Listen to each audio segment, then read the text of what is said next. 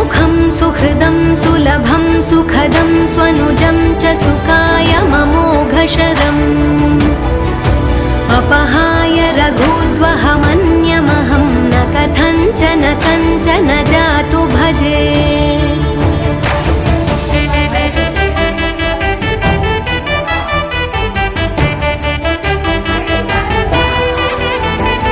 विना वेङ्कटेशं ननाथो ननाथः सदा वेङ्कटेशं स्मरामि स्मरामि